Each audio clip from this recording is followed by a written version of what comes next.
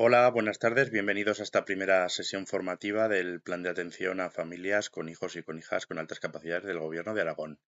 En el día de hoy os voy a hablar del bienestar y equilibrio emocional en familias con hijos y con hijas con altas capacidades.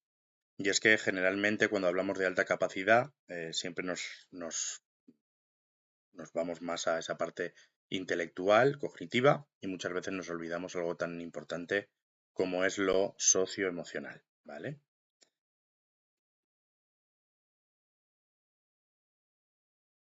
Para ello es importante que comencemos con, pues bueno, sabiendo y diferenciando lo que son por un lado las emociones y lo que son los sentimientos por otro lado. Las emociones suelen ser respuestas más automáticas e inconscientes. Son universales, aparecen de manera muy rápida, incluso involuntaria, y están muy ligados a la experiencia del cuerpo, a una expresión, a la sudoración, algo que nos ha provocado una taquicardia. Puede durar unos segundos o a veces unos minutos. Y hay veces que esto surge por estímulos externos, pero también por internos. Tradicionalmente ha habido una clasificación de 6 emociones básicas, entre ellas está la alegría, el miedo, la tristeza, la ira, encontraríamos también el asco.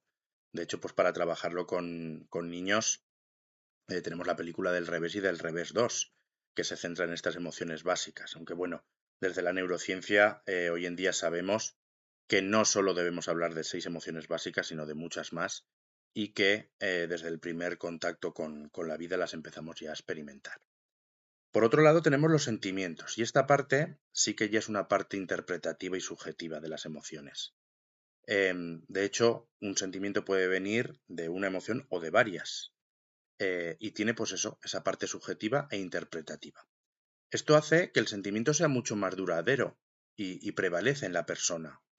Puede haber un hecho que haya provocado en nosotros una emoción y que esa emoción desemboque en un sentimiento. Tras un procesamiento de la información, tras una integración de la misma y tras una interpretación subjetiva por nuestra parte. Por lo tanto, los sentimientos son más personales, son más subjetivos, parten de esa conciencia y viven en nuestra mente. Es decir, es un estado mental. Y eso hace que estos pues duren más. Pueden durar horas, minutos, incluso días. Y generalmente son fácilmente verbalizables. Y de hecho tendemos a verbalizar nuestros sentimientos. Algunos de ellos, el amor, la culpa, el orgullo, la esperanza, y como digo, pues suelen ser eh, sentimientos que vienen de una o varias emociones.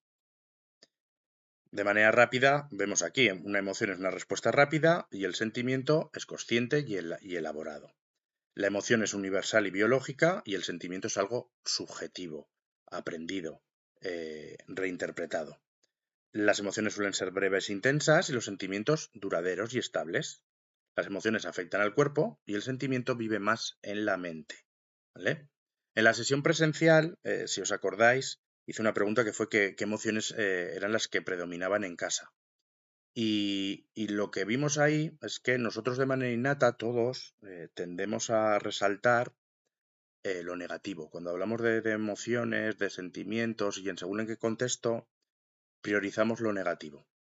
Entonces, pues bueno, salían palabras como estrés, ansiedad, enfado, rabia, incomprensión. Y ahí comentábamos que es importante que comprendamos que nosotros somos el espejo en el que se miran nuestros hijos, que todos aprendemos principalmente y en los primeros años de vida por imitación y que por lo tanto ellos van a imitar lo que sentimos, cómo actuamos, cómo procedemos, que hagamos el esfuerzo por cuanto menos poner lo positivo a la misma altura que lo negativo, que empecemos a verbalizar y a exteriorizar las emociones positivas, los sentimientos positivos del mismo modo que lo hacemos con lo negativo y que lo positivo sea también un ejemplo del que puedan aprender nuestros hijos. Sí que es cierto que las emociones como tal no son ni positivas ni negativas, son adaptativas, pero los sentimientos, ese correlato de la emoción más consciente y más subjetivo, sí que tiene connotaciones positivas o negativas. Entonces, bueno, que aprendamos a exteriorizar de manera más habitual lo positivo. ¿Por qué es importante lo socioemocional? Y es un poco lo que decía al abrir esta sesión. Comprendemos la alta capacidad principalmente desde lo cognitivo y desde lo intelectual. Y desde lo cognitivo y lo intelectual han nacido la mayoría de los mitos y malos entendidos que hay respecto a la alta capacidad. Esa asociación al sí o sí al alto rendimiento, a la perfección, a la excelencia. Y nos hemos olvidado de la parte más humana, que es esa parte más social, esa parte más emocional, que también tiene unas características diferentes. Y es que resulta que ese desarrollo socioemocional en los niños, en las niñas con altas capacidades, es más intenso y es más profundo. Entonces esto también lo tenemos que tener en cuenta. Vamos a ver características como la alta sensibilidad y la alta intensidad emocional. Son capaces de percibir matices, detalles, que otros a priori no perciben. Comprenden rápidamente los cambios de tono, los gestos, el lenguaje no verbal. Y les lleva a un pensamiento mucho más profundo sobre esa situación comunicativa, que por lo tanto despierta más emociones, más sensaciones, y que algunas de ellas se pueden vivir de manera mucho más intensa, ¿vale? Viven todo a lo grande, es la frase que podría describir todo esto. Entonces, bueno, y también lo que ocurre es que pues hay comentarios, hay elementos que otros ignoran y que ellos, desde luego, se dan cuenta. Otra de las características relacionadas con este desarrollo socioemocional es el sentido de la justicia precoz. Un sentido de la justicia que, desde luego, en su situación de niños, en pleno desarrollo, sigue teniendo a ese yo como protagonista y ese componente subjetivo de qué es la justicia. Pero ellos la desarrollan y saben perfectamente lo que para ellos es justo y lo que no. Y es más, no solo la comprenden y la tienen presente, sino que reaccionan ante las injusticias, lo que en algún momento les puede llevar a algún malentendido o algún problema social, en el cole, en el juego del parque, en varios contextos. Después hablaremos de esto, pero mucho responde a esa disincronía entre lo cognitivo y lo emocional. Y otra característica también es el pensamiento divergente. No piensan en línea recta. Tienen un pensamiento muy creativo, arborescente, capaces de crear muchas ideas nuevas, de conectar aspectos que a priori no tienen conexión, transformar la realidad, reinterpretarla, ver los problemas de diferentes formas y buscar diferentes soluciones. Entonces, ¿qué es lo que ocurre? Que cuando algo se presenta de manera excesivamente evidente o, o únicamente tiene una manera de verlo, una manera de responder ante ello, puede llegar la frustración, porque no responde a sus características, a su condición.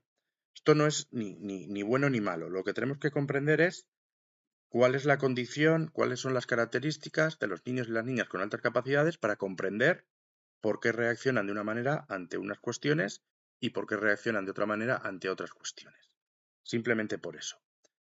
Y hay un aspecto muy importante que es el social y el emocional, que marca precisamente el cómo se mueven en ese contexto, donde se da el aprendizaje y donde se desarrolla la vida. Entonces, son personas intensas a nivel emocional, son personas sensibles que perciben cuestiones que a lo mejor pasan desapercibidas para otros, son personas que desarrollan un sentido de justicia de manera precoz y sobre todo personas altamente creativas. Les gusta pensar que todo puede hacerse de manera diferente y que van a tener pues bueno esa chispa, esa alegría. Y es que existe un desfase asincrónico, una excepcionalidad emocional. Podemos ver habitualmente ese niño, esa niña que con 6 años es capaz de pensar como el de 10, como el de 11, como el de 12, tener conversaciones más adultas, pero reacciona de repente ante un estímulo como un niño de 6 años, con una rabieta, con una pataleta, con un enfado. Y es porque tenemos que entender que hay esa alta capacidad intelectual, pero también hay esa edad cronológica, esa edad madurativa y esa edad de niños que les va a hacer tener cosas de niños y entre ellos pues esa falta de regulación emocional para manejar ciertas acciones que vienen provocadas precisamente por un pensamiento más maduro. Entonces, podemos ver allí dificultades a la hora de relacionarse, o preferencias a relacionarse con las personas que no están predeterminadas, por decirlo de alguna manera. Siempre esperamos que el niño de 6 años se relacione con sus iguales del aula que también tienen 6 años. Aquí podemos ver quizás que el niño de 6 años se relaciona perfectamente bien con los niños de 7 años. O el niño de 6 años, esperamos que juega fútbol sí o sí con los niños de 6 años y resulta que quizás prefiere ir al club de lectura donde están los niños de 7 años, las niñas de 6 años de su clase, o incluso más mayores, o incluso padres o profesores o amigos del barrio. La cuestión es que pueden existir disincronías cognitivas y emocionales y además también preferencias y razonamientos que hacen que te muevas socialmente y emocionalmente de manera diferente. Otra de las cuestiones importantes es que últimamente se habla mucho de doble excepcionalidad, que es esa condición en la que convive la alta capacidad con otra condición como el déficit de atención, la dislexia, el autismo. Eh, pero hay una doble excepcionalidad emocional y es que podemos encontrar cada vez más niños y niñas con altas capacidades altamente brillantes a nivel cognitivo, a nivel intelectual, pero que lo están pasando muy mal a nivel emocional. Niños quizás con ansiedad, con mucha inseguridad, con problemas de autorregulación. Y es para que nos demos cuenta lo importante que es no solo centrarnos en ese desarrollo del pensamiento, en ese desarrollo del razonamiento, de la fluidez verbal, sino que también el bienestar va a venir por lo social y por lo emocional y muchas veces lo estamos desatendiendo. Necesitamos atender esa dimensión. Si no se atiende, pueden ver cómo ellos empiezan a pensar que son incomprendidos. Van a empezar a disimular esa capacidad o esas características positivas y excepcionales que tienen para que no se les vea como personas extrañas. Van a intentar ser como los demás. Intentar camuflarse, intentar, pues bueno, si a mí me destacan por mi rendimiento académico, voy a dejar de tener ese rendimiento. Si a mí me señalan por cómo pienso, por cómo hablo, voy a dejar de pensar y de hablar. Entonces, no basta con estimular la mente. El bienestar viene por atender todas las dimensiones que explican esta alta capacidad, entre ellas la creatividad, la motivación, muy importante y muy mal entendida. La motivación no es un sistema de recompensas a modo de regalos, premios y castigos. La motivación es una educación del ser en el que la persona va aprendiendo cómo desarrollar su compromiso con la vida, cómo va comprendiendo lo que tiene que hacer, cuándo lo tiene que hacer y cómo lo tiene que hacer y sobre todo por qué y para qué. Y también es un descubrimiento de nuestras preferencias, de nuestros gustos, pero sabiendo y comprendiendo que no todo se va a dar en base a cómo a nosotros nos gustaría y que nosotros tenemos que desarrollar habilidades que nos hagan más funcionales y más adaptativos. Entonces, es importante que las familias observemos ese desarrollo emocional y social de nuestros niños y prestemos atención de posibles fortalezas y debilidades. Debemos aprender a escuchar activamente. Yo sé que para nosotros los adultos, con nuestros ojos de gente ya hecha, pues bueno, los problemas de nuestros hijos pueden parecer siempre pequeños problemas, pero son sus problemas. Entonces, un niño siempre tiene la necesidad de ser escuchado, porque sus cosas son importantes para ellos. Entonces debemos escuchar, debemos comprender y debemos ayudar a que ellos no pueden tener cuestiones abiertas, no pueden tener problemas sin resolver, no pueden tener preguntas sin responder y necesitan que en gran medida seamos nosotros, sus padres, los que pues bueno, les ayudemos a cerrar esos círculos. Vamos a observar cómo reaccionan, vamos a explicar, vamos a intentar no juzgar y vamos a escuchar positivamente. Y que nos empecemos a acostumbrar a hablar de las emociones y de los sentimientos de manera natural. Uno de los aspectos más importantes dentro de este desarrollo socioemocional y las características es la frustración, que va acompañada también del perfeccionismo y a veces de esa desregulación del sueño. Entonces, bueno, la frustración, que es una lucha entre lo que esperan y lo que pasa. Y muchas veces también es culpa de los que les rodeamos, que creamos una alta expectativa a alguien que ya tiene una alta expectativa, porque perciben, o sea, son capaces de medir lo que son capaces de hacer, o por lo menos lo que son potencialmente capaces de hacer. Y luego a veces ocurre que no terminan de hacerlo a la primera y eso pues crea frustración, rabia. Eh, Hay que ayudarles a ese manejo de la frustración y hay que saber utilizar el lenguaje apropiado para bueno, amortiguar las rabietas, los bloqueos, intentar que no aparezca la ansiedad y sobre todo que no desarrollen esos pensamientos de fracaso o de inútil. Les cuesta entender el error, les cuesta entender que equivocarse es necesario para poder aprender y mejorar. Y pueden llegar a ser tan drásticos como, bueno, me han pedido que haga una manualidad y como ya la primera parte de la manualidad no ha salido como yo que tenía pensado, no la voy a volver a hacer en mi vida, la rompo, la tiro, no quiero. Bueno, hay que saber manejar. Y como ellos de momento no saben, por la edad que tienen, por la madurez que les falta, tenemos que ser nosotros los que empecemos a darles ejemplo en este manejo de la frustración. ¿Vale? El perfeccionismo pasa lo mismo, es ese peso de no poder fallar y va acompañado de la frustración y de la alta expectativa. Hay veces que vamos a ver niños que van a evitar el enfrentarse a un reto por si no son capaces de ser perfectos en él. Y hay veces que incluso el rendimiento ante algo lo achacan directamente a un déficit suyo como persona. Esto les puede provocar una baja autoestima, problemas de socialización, miedo a socializar porque la socialización la empiezan a ver como una acción de compararse con. Entonces, eh, hay que bajar el nivel de las expectativas, del perfeccionismo y educarlos en el error, en la equivocación. Entonces, es un trabajo que desde luego vamos a tener que hacer desde casa, predicar con el ejemplo, eh, proyectar no solo la imagen de padres perfectos, sino también de padres que se equivocan, de padres que no lo saben todo, y ayudarles también un poco a comprender. Tuve un caso de altísima exigencia y además iba acompañada de un alto rendimiento, con lo cual la alta exigencia se veía recompensada y explicada. O sea, cuanto más me exijo, cuanto más me esfuerzo, mejores resultados. Además, no fallo nunca. Pero bueno, tuvimos una reunión con los padres porque los padres nos pidieron por favor ayudarnos a recuperar a nuestra hija. Era una niña de secundaria que hacía todo perfecto en el cole, salía, academia inglés, perfecto, salía, academia de musical, piano y violín, perfecto, salía, baloncesto, perfecta. Se iba de casa a las 8, volvía a comer, se volvía a marchar a las 3:30, eh, no volvía hasta las 9. Tuvimos que hacer mucho trabajo para bajar las expectativas de cantidad y empezar a enfocar ya las cosas más en calidad y en una motivación basada, además del compromiso, también en la apetencia, de qué realmente me apetece hacer.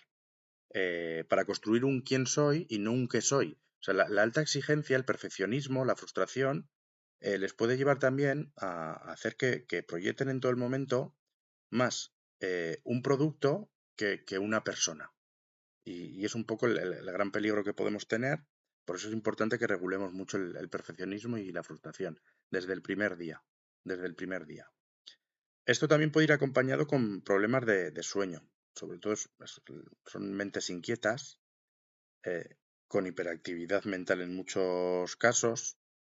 Y por lo tanto es importante bueno, que creemos una rutina del sueño previo con una vuelta a la cama, con una relajación. Vamos a evitar el que se lleven trabajo mental a la cama, vamos a evitar la rumiación y vamos a crear, pues bueno, espacios de conversación, de relajación, de alguna forma una vuelta a la cama, a la calma, al menos una hora antes de irnos, para que por lo menos tratemos de tener un descanso más o menos fructífero.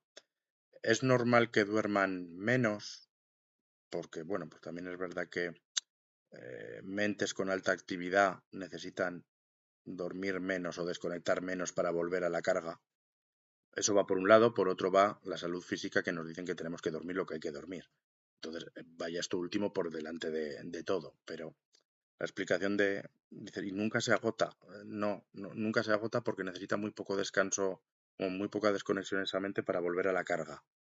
Pero físicamente, biológicamente, sí que necesita el dormir las horas que debe. Entonces, por eso es importante que creemos pautas. Y sobre todo es relajación. O sea, tenemos que pensar en mentes inquietas, personas muy activas. muy sensibles y muy intensas. O sea que de alguna manera necesitamos rutinas de relajación, además, conjunta, ¿vale? Otros síntomas, pues cambios de humor intensos, inesperados, también está muy asociado a esta desregulación socioemocional. A veces el síndrome del impostor. eh, Empiezan a pensar que lo suyo o sea, los aspectos positivos o los logros tienden a disminuirlos para encajar mejor socialmente, para ser más aceptados. Entonces empiezan a aparecer frases como, no, bueno, ha sido fruto de la suerte, sí, lo he hecho bien, pero fulanito siempre es mejor que yo, o no es para tanto. Bueno, cuidado también con el síndrome del impostor porque esto que dicen de una mentira repetida 1000 veces se convierte en una verdad. Si yo todos los días me repito que no soy tan bueno, que siempre los demás lo hacen mejor que yo lo único que tengo es suerte, que lo mío es casualidad, pues bueno, soy yo el principal cazador de mi propia autoestima, me la estoy reventando con estas frases que me digo. Entonces, en familia hay que aprender a hablar, hay que tener una buena comunicación, pero sobre todo tenemos que aprender todos a saber hablar con nosotros mismos desde un punto de vista positivo. Prácticas familiares, hay que validar las emociones. Tenéis que buscar momentos, lugares en los que podáis hablar tranquilamente de cómo os sentís. Y cuando aparezca la frustración en vuestros hijos, el perfeccionismo, la alta intensidad, la alta sensibilidad, cuidar el lenguaje, dar siempre explicaciones, empatía, asertividad. No vayamos juzgando. La frase de esto no es así porque lo digo yo, o haz esto porque sí, o ya vale que esto no es para tanto, sí, sí que es para tanto. O sea, para nosotros lo de nuestros hijos que son pequeños pueden parecer cosas de niños, pero para ellos son sus problemas y tienen la necesidad de resolverlos igual que nosotros no podemos andar por ahí sin resolver los nuestros. Entonces, cuando ellos te dicen o se preocupan por algo, es porque sí que es importante para ellos. Entonces, la forma de solucionarlo no es diciéndoles que sus cosas no son para tanto, porque entonces lo que les decimos también es que ellos tampoco son para tanto, tampoco son tan importantes. Entonces, hay que ayudarles a resolver. Podemos tener mensajes inspiradores en la familia, como aquí vale equivocarse, en esta casa no somos perfectos, o otro que ponga al entrar y al salir nos abrazamos, algún gesto emocional. Y en rutinas de sueño lo que os digo, apagar pantallas, y con pantallas me refiero también cualquier elemento estimulador. Cualquier cosa que nos altere, que nos estimule, juguetes, pantallas, televisión, eh, gritos, discusiones, lo que sea, cualquier cosa de esas tiene que desaparecer 1 hora, 2 horas antes de irnos a la cama. Es bueno que sistematicemos el momento cena, el momento recoger, el momento charla. Vamos a tratar de cenar todos en conjunto y a tener conversaciones familiares. Vamos a pasar luego juntos al salón, vamos a hablar de cómo ha ido el día, vamos a validar nuestras emociones, vamos a leer un cuento, vamos a poner música junta, suave y vamos a acurrucarnos. Vamos a hacer cualquier cosa que nos ayude a relajarnos. Y cuando de verdad alcancemos ese momento de relajación, nos vamos a la cama. Porque hay veces que el irnos a la cama a las 9:30, por ser las 9:30, solo hace que después estemos hasta las 11:30 rumiando en la cama, poniéndonos nerviosos y haciendo que después el descanso no sea descanso, sea un sueño alterado, con varias veces despiertos a lo largo de la noche, pesadillas. Vamos a que de verdad nos relajemos y nos vayamos a la cama en condiciones de poder descansar. La familia es muy importante, o sea, tenéis que ayudar a regular emocionalmente lo que un niño no es capaz de regular. Tenéis que aprender a escuchar incluso cosas que a priori para vosotros quizás os parezcan tonterías, pero es importante el escuchar, el mirar, el tocar, el lenguaje no verbal. Es importante que nosotros seamos un poco ese apoyo en ese bienestar emocional. ¿Por qué? Porque si nosotros nos alteramos, si nosotros somos los primeros que no nos encontramos bien, volvemos otra vez a ser el espejo de nuestros hijos, pero en este caso el espejo negativo. Si nosotros nos alteramos, a ellos los alteramos más. Si nosotros no somos capaces de calmarnos, ellos seguro que no se van a calmar. Y por lo tanto tenemos que tener esa actitud positiva, por difícil que sea, a través de la escucha, de la regulación y sobre todo mucha empatía y mucha asertividad. El modelado emocional y la comunicación van a ser como nosotros les enseñemos que sean. Tenemos que ver cómo hablamos y cuándo hablamos, porque ellos aprenderán ese modo de hacerlo. Y es muy importante saber que a los demás los tratamos también como nos tratamos a nosotros mismos. Entonces, bueno, que aprendamos a tratar de manera natural el aspecto socioemocional en casa. Que podamos hablar de lo bien o lo mal que nos va en nuestros círculos sociales. Que podamos hablar lo bien o lo mal que nos va emocionalmente en nuestro día a día. Y que les demos la oportunidad, sobre todo a ellos, también hablar de lo social y de lo emocional. Que no vayamos con juicios, que no vayamos con frases muy, muy, muy, muy directas y ajusticiadoras como es que eres un drama, es que así quién te va a querer, quién te va a soportar, es que es imposible. Que no caigamos en esos errores. Crear ruedas de las emociones. Tratar un ratito al día para reuniros en familia y hablar de cómo os ha ido. Cuando esto no sea posible, cuando una comunicación directa no sea posible, vamos a utilizar el juego simbólico cuando nuestros hijos son muy pequeños y que nuestro estado emocional lo cuenten unas marionetas o unos muñecos. Eh, que a veces podemos tratar esos temas a través de lecturas y muchos cuentos sobre emociones, sobre valores. Podemos tener lecturas compartidas, que todos demos nuestro punto de vista sobre lo que ahí aparece y que aprendamos juntos. Entonces, no es necesario que nosotros sepamos todo. Lo que sí que es necesario es que estemos siempre dispuestos a estar ahí y estemos dispuestos a acompañar, ¿eh? Entonces, bueno, que facilitemos las cosas. Claves. Tenéis que estar bien vosotros, eso es lo primero, así que aprender a cuidaros. Dormir, descansar y dedicaros tiempo a vosotros personalmente y a la pareja. Hoy hablaremos de la fórmula de los 7 7 destinado al equilibrio familiar, pero cuando lo veáis, entenderlo también en modo pareja y que sepáis que lo podemos aplicar en casa para aprender a cuidarnos, a nosotros como individuos y a nosotros como padres, como pareja. Evitar la sobreidentificación, no lancemos esas expectativas de quiero que seas todo lo que yo no he podido ser. Voy a facilitarte el camino todo lo que a mí no me lo facilitaron, no, porque entonces les estamos creando ya no un compromiso, sino un compromiso que además es de expectativa alta, directamente de lo que tú estás esperando de ellos. Y si no cumplen, se frustrarán. Si no cumplen, su autoestima se mermará. Entonces, no hagamos esa sobreidentificación, no veamos en ellos las posibilidades que nosotros no hemos tenido. Vamos a tener algo claro, ellos tendrán la vida que al final ellos decidan, por más que nos empeñemos nosotros. Entonces, bueno, vamos a acompañarles, vamos a comprenderlos y vamos a ayudarles a ser quienes de verdad, quienes verdaderamente son. Equilibrio, por lo tanto. Esto implica que la alta capacidad no se convierta en el centro de la vida familiar. Es una condición, es una cuestión que se trabaja y además de tener una postura positiva para decir, ese alto potencial, ojalá se convierta en un talento. Vamos a promoverlo, vamos a ayudarte.